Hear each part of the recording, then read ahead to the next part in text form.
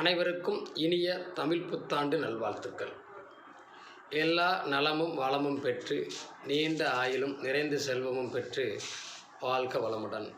இறைவா, அனைவரையும் அன்பாக நீண்ட ஆயுளோடு மகிழ்ச்சியோடு வாழ வைக்க உதவி புரிவாயாக.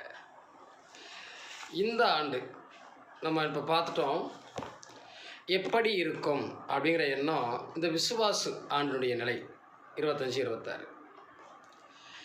இந்த ஆண்டுடைய நிலை என்ன அப்படின்னு நம்ம எல்லோரும் நினைப்போம்.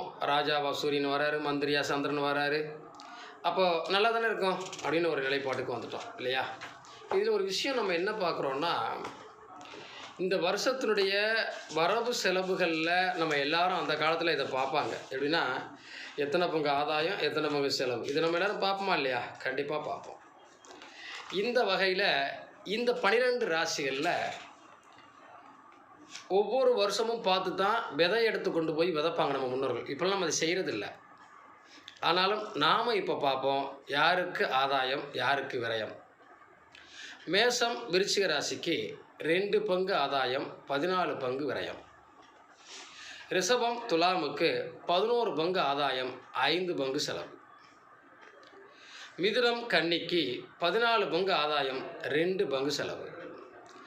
கடகம் 14 பங்கு ஆதாயம், 8 பங்கு செலவு. சிம்மம் 11 பங்கு ஆதாயம், 11 பங்கு செலவு. தனுசு மீனம் 5 பங்கு ஆதாயம், 5 பங்கு செலவு. மகரம் கும்பம் 8 பங்கு ஆதாயம், 14 பங்கு செலவு. மொத்தத்தில் 65 பங்கு ஆதாயம், 51 பங்கு விரயம் அப்படிங்கிறது இந்த ஆண்டுடைய மொத்த பலன். இப்போ இந்த பலன் மட்டும் நம்ம வாழ்க்கையை தீர்மானிக்குமா அப்படின்னா, ஏன்னா இந்த வருஷம் பிறந்ததே நம்ம பார்க்குறதுல மகர லக்கணம், துலாம் ராசி, விசாக நட்சத்திரத்தில் பிறந்திருக்கு.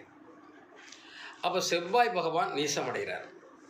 இல்லை, ஒரே ஒரு விஷயம் என்னென்னா, விருச்சிகத்திற்கும்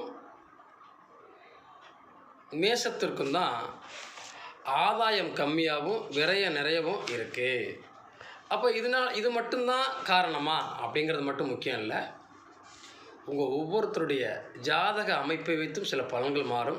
இது ஒவ்வொரு ஆண்டும் நமக்கு இந்த ஆண்டு என்ன ஆதாயம், என்ன விரயம், யாருக்கு விரயம் சொல்லியிருக்கிறோனோ அவங்க கொஞ்சம் செலவுகளை கட்டுப்படுத்திக்கிறது நல்லது.